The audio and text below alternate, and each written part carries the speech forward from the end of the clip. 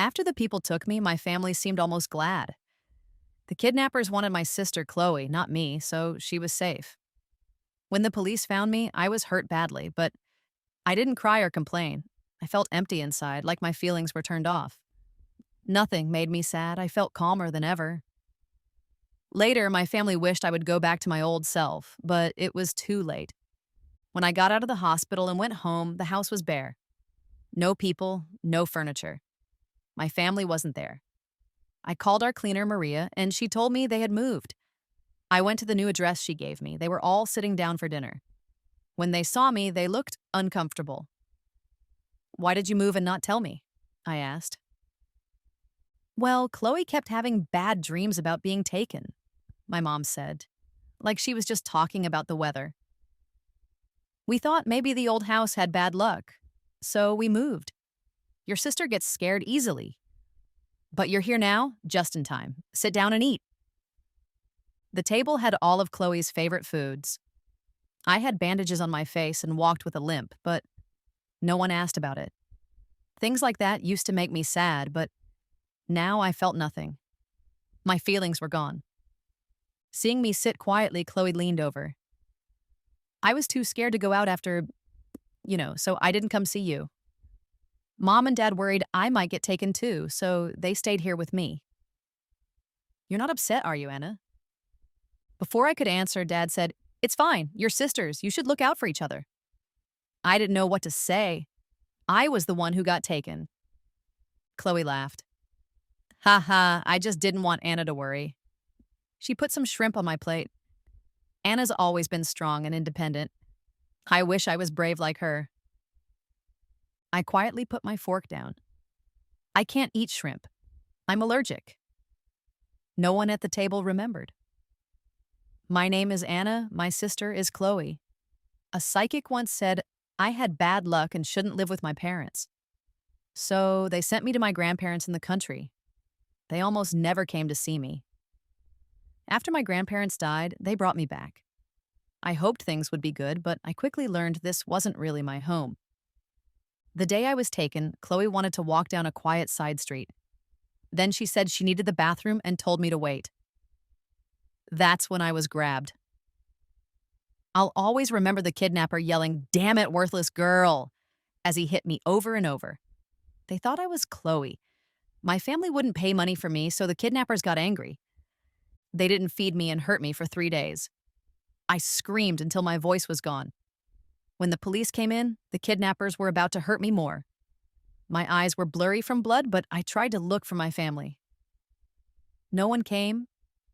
I wanted to cry, but I couldn't. The doctor said I had PTSD and something called emotional numbness. My feelings were shut down. No one visited me in the hospital after the police left. At dinner, they acted like I wasn't even there, talking and laughing like a happy family. I used to try to join in, but not today. "I'm finished," I said, picking up my napkin. "Where will I sleep?" My mom looked surprised, then remembered. "Oh, we haven't set up the rooms yet." Chloe jumped in to defend them, making it sound like I was being difficult, which she often did. "Anna, you can't blame Mom and Dad. They've been busy." "Did I say I blamed them?" I asked calmly, putting my napkin down. "I'll just find an empty room. Enjoy your food." I walked slowly upstairs, hearing my parents talking. "Where does she get that attitude?" "Chloe, don't worry about it. Mom made your favorite soup." Chloe added, "Maybe she's just scared." Mom disagreed. "Scared of what? She came back fine, didn't she?" I closed the door to my new room, shutting out their voices. Later, Ben came home. He wasn't our blood brother. Our parents adopted him. Chloe and I called him brother. I used to wish for an older brother to protect me. Ben was like that, but only for Chloe. He didn't like me, the newcomer who took attention from his favorite sister. He barely looked at me when he came in, making it clear I wasn't welcome. I used to be so blind. Even though he was cold, I tried hard to be nice, giving him presents. I envied Chloe for having his affection. But now, without feelings, their actions just seemed fake and dull. I felt a little hungry. Ben noticed I hadn't greeted him and looked at me again. "Hey, your thing. I don't want it." He held out a wrapped box. I knew it was the birthday gift I made him, a jade charm I carved myself. I'd given him gifts before, and he always gave them back in front of everyone. He and Chloe seemed to enjoy making me feel small. Okay, I replied, looking away. Even though dinner was ready, I wasn't hungry for seafood. I couldn't eat any of it. Just seeing it made my injuries ache. Ben looked surprised. Usually, I'd plead with him to take the gift. He probably thought this was a new way to get attention. Hey, Ben, what did Anna give you? Chloe asked, grabbing the box and opening it. Wow, a pretty jade charm. Anna must have worked hard on this. You should keep it, Ben. Ben pressed his lips together. Keep it. That would mean accepting her. She's the reason Chloe cried so many nights and felt unsafe. No way. Take it back, he said firmly, looking at me. I was starving, my stomach hurting from hunger, but I couldn't eat the seafood. I just wanted to go get something else. As I stood up, Ben grabbed my arm, thinking I was trying to avoid taking the gift back. Take your stuff and leave. Chloe watched, smiling, probably expecting me to cry like usual. Throw it out, I said. What? When no one did anything, I took the jade charm and dropped it in the trash can. I said, if you don't want it, throw it away. I'm leaving. The table went quiet. This wasn't the Anna they knew. I didn't care, and walked out. Ben watched me go, feeling strangely uneasy, like he'd lost control of something. Chloe looked at Ben, holding her chopsticks tightly. I went out and had a good meal. When I got back, my parents were waiting for me. Come sit down, we need to talk, Dad said. I guessed what was coming. Since I returned, they only talked to me when they wanted to set me up with someone. Rich families often marry into other rich families. They didn't want Chloe to do it because she and Ben liked each other, so they had put it off. But now I was back. The less loved daughter. Perfect to be used. Anna, the youngest son of the White family, Daniel, is back home. You two are close in age. Maybe you could meet him, have dinner, Mom added. We were so worried when you were taken. If you had a man to protect you, we'd feel better. I had always refused these setups before. Rich young men often lived wild lives. My parents never really cared about me, which used to hurt. Now? It didn't matter. If meeting him made them leave me alone, fine. I nodded. Sure. When? They were surprised I agreed so fast. The speeches they had ready were useless. They paused, then Dad said, Tomorrow, noon, at a restaurant the White family owns. It's okay if it doesn't work out. They're a very important family. I nodded again. Silence. Anything else? No, that's all. I stood up and went upstairs quickly. My parents looked at each other, confused. She's acting weird. I hope she's not planning trouble. I'll have the driver watch her. She should be more like Chloe. How could she be?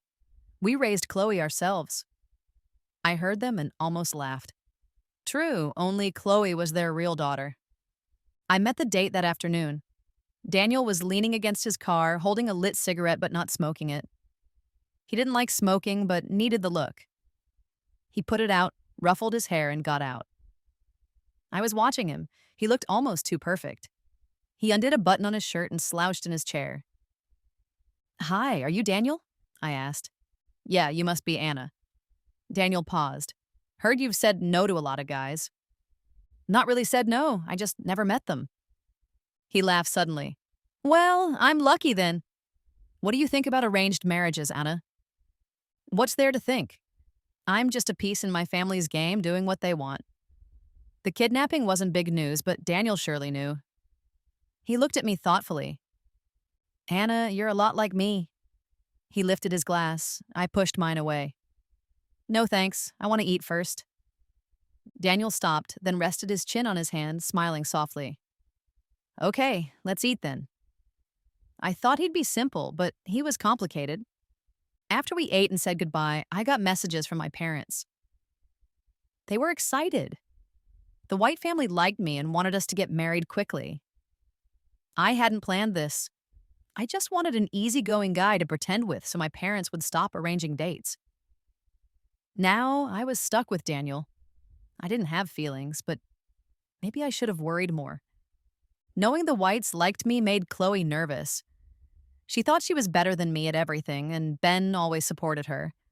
But if I married into the White family, she wouldn't feel so superior. When I got home, Mom and Dad looked tense, not excited like in their messages. Chloe was sick. Ben, who was supposed to be away, had canceled his trip to stay with her. I asked why. Apparently, Chloe was having nightmares again. The house felt gloomy, but really, she just hadn't slept well. I remembered coming home from the hospital. It felt like this, going from bad to worse. Anna, every time Chloe sees you, she remembers almost being kidnapped. She can't eat or sleep. If I recall I was the one kidnapped, should I be mad? I didn't know. My heart felt empty, just a dull ache in my head. But you're fine, right? Chloe isn't like you. She's sensitive because nothing bad like this ever happened to her. Maybe you should stay somewhere else for a while, Mom suggested. I looked at the closed door upstairs where Chloe was. She was showing me that no matter what, Mom and Dad would always choose her. Okay. I went upstairs. Mom got anxious. What are you doing? Chloe hasn't slept well. She just fell asleep. Don't bother her. I sighed, speaking quietly. Packing my things. I'm leaving, aren't I? Mom opened her mouth, but said nothing. I came down quickly with one small suitcase. Not much to pack. Just like when I came back from the country, I was leaving with just these few things. They'd been packed away for a while. Everyone reacted differently to how quickly I decided. I have an apartment nearby you can use, Ben said, putting a key on the table as he got some water. Mom and Dad looked surprised. Ben was usually the harshest towards me. Ben didn't know why he offered. Seeing my small shape alone with the tiny suitcase, he suddenly didn't want me to go. But Chloe would be scared. So this seemed like a solution. Don't touch anything inside. No visitors, no pets or plants. No need. I already booked a hotel. I cut him off. Ben looked surprised, not expecting me to say no. If this was before, I would have been thrilled. But if this was before, Chloe wouldn't have used this excuse, and Ben wouldn't offer his place. It made no sense. Ben clearly looked annoyed, thinking I was ungrateful. You sure know how to leave quickly? I ignored his sarcastic comment and dragged my suitcase outside. Ben stared at the keys for a long time, then angrily shoved them in a drawer. Chloe felt something was wrong. Everyone at home seemed distant. Ben said he was working late and hadn't been home in days. Mom and Dad just sighed during meals. Maria, I feel bloated, Mom said, rubbing her stomach. Can you make that healthy soup you used to make? Ma'am, that wasn't me, Maria started, but Chloe interrupted. Maria continued. It was Miss Anna. She said she made it because she thought you wouldn't eat otherwise. Mom's face changed, showing many feelings before she said, Just make any soup. I'm going to lie down. Watching Mom leave, Chloe followed Maria, demanding to learn how to make the soup. She almost burned the kitchen down. That night, there was no soup. Mom ordered food, but barely ate. Maria told me everything, plus Mom's favorite flowers, which I used to tend to. Chloe tried after I left and they all died. The tea Dad liked? It turned out I brought it from the country and they couldn't buy it anywhere else. Maria messaged me all this. I knew she wanted me to know my family needed me. But I felt nothing. Why didn't they notice these things when I was there? Now they missed me? I didn't want to do those things anymore. I still recommend a therapy, the doctor told me. Your lack of emotional response, no interest in things. These are worrying signs. Without help, it could turn into something more serious, like antisocial personality disorder. I looked right at him. Impressive, you know your medicine. Daniel adjusted his glasses. I'm feeling good today, taking my work seriously. I hadn't expected him here for my checkup. Sensing my question, Daniel explained, This hospital is owned by my family. I nodded. We sat in silence. I thought, then spoke. I don't want therapy. As your doctor, I respect that. But as a friend, can I ask why? I wasn't sure about the friend part, but didn't argue. I don't need feelings right now. They just make things harder. All right, Daniel wrote on my chart. All normal. His writing was neat, like him. If you need help, call me. Thanks. Seeing Ben when I got back wasn't a shock. The Jones family had resources. Finding me wasn't hard. Anna, come home. Mom and Dad miss you. Ben said directly. I'm not going back. Why? Ben looked annoyed. Living in hotels isn't right. People will think our family treats you badly. Don't you? Ben seemed to realize what he'd said and looked unhappy. With nothing more to say, I turned to get coffee across the street. Ben followed. I walked faster to lose him. Watch out! Before I could turn, a car hit me hard. Everything went slow. Chloe was driving, her face full of hate. I clearly saw her mouth the word die. Ben was running towards me, then darkness. Ben reached me only to see me lying in blood. He looked at the driver and couldn't believe it. Pain washed over him. How could it be Chloe? The operation lasted 4 hours. Ben sat waiting, feeling numb. Ben, how is she? My parents ran up. She's in surgery. I mean, how's Chloe? Mom asked, worried. Ben couldn't believe his ears. Chloe hit Anna, and you're asking about her? Your own daughter is still being operated on. Chloe is my daughter too. She's at the police station.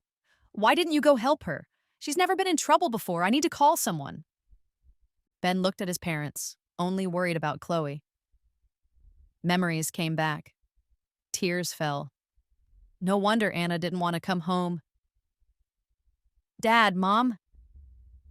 Anna lived in the country for 16 years. We never visited. The day before she came back, Chloe got sick. Crying, she was scared we wouldn't love her anymore.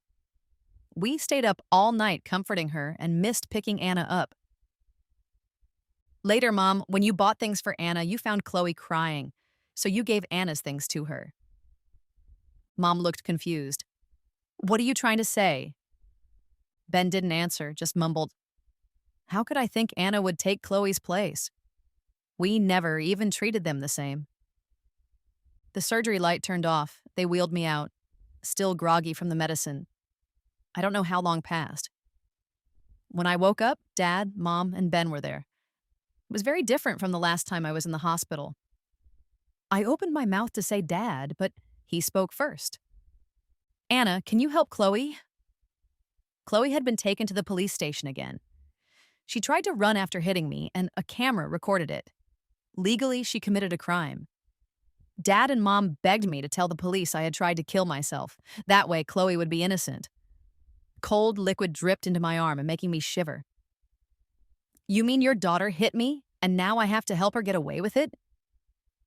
Mom quickly came closer, taking my other hand. Her touch felt cold. I know it's not fair, Anna, but Chloe is your sister. Once she's home, you can yell at her all you want, okay? I pulled my hand back. My whole body ached. No way. Not only will I not help her, I'm pressing charges myself.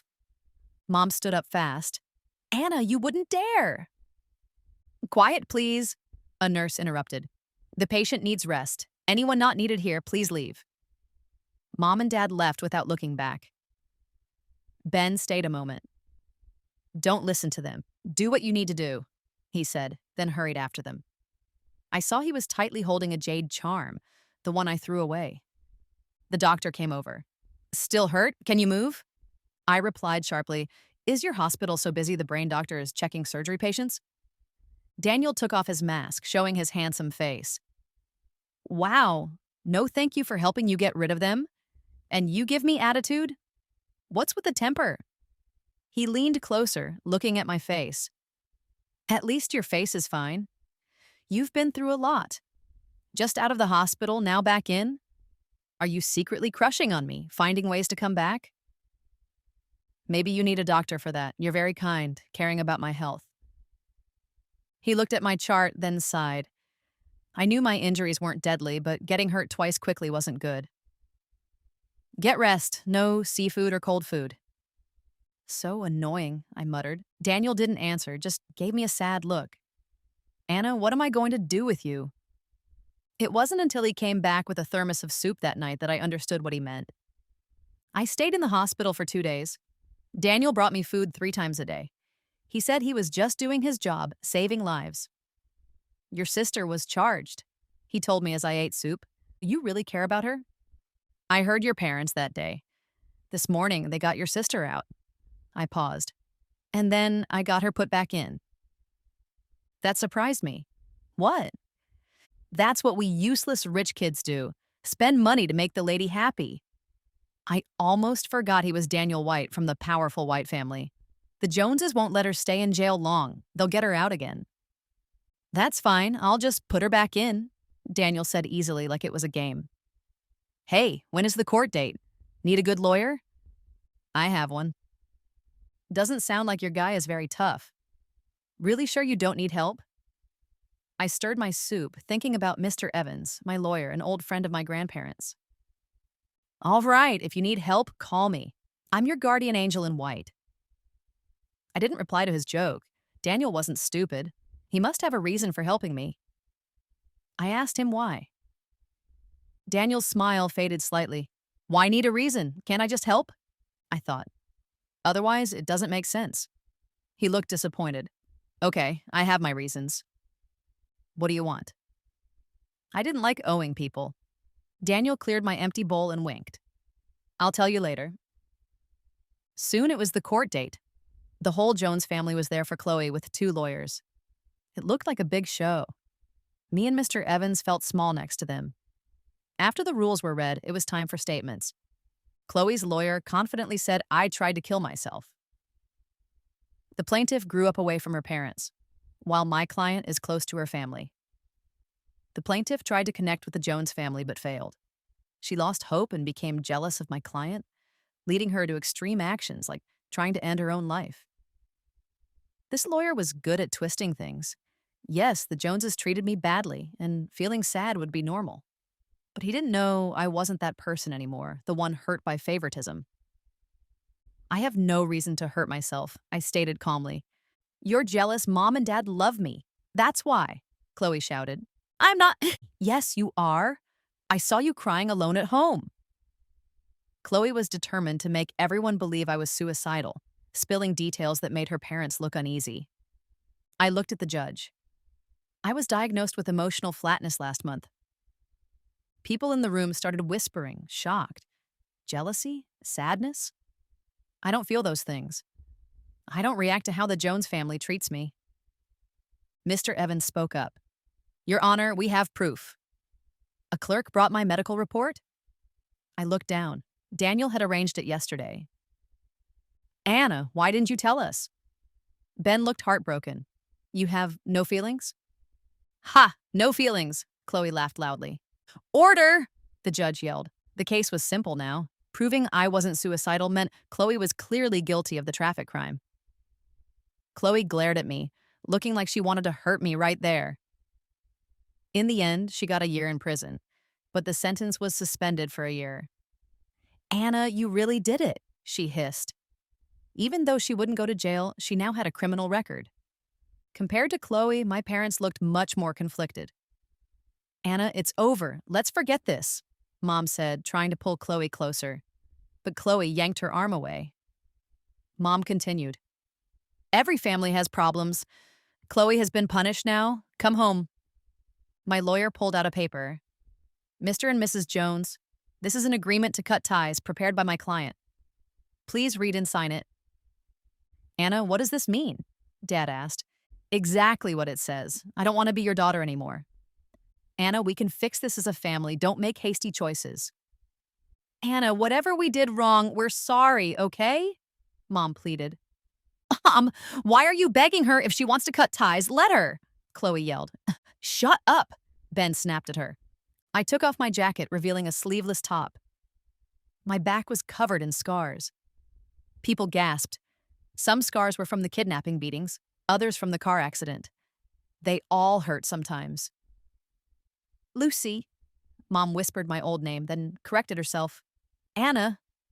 I ignored their faces, looking at the agreement. I've lost my feelings, but I still feel pain. These scars hurt when it rains. I don't care about being treated unfairly or not being loved. But I won't suffer for it anymore. I've already signed. Please sign quickly. With that, I started gathering my things. Chloe's eyes filled with hate, but also a bit of excitement. You know, without being a Jones, you're nothing. The White family won't want you now. I glanced at her. Isn't that what you wanted? You just wait, Anna.